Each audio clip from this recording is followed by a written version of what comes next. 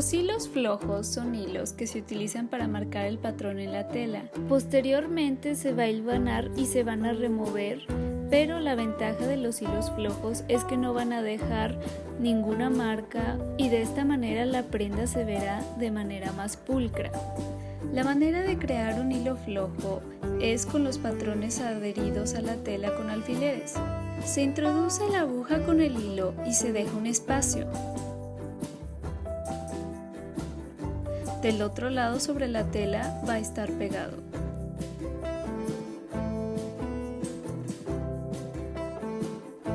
Si se acaba el hilo, se deja un poco más en la extremidad y se empieza de nuevo la secuencia.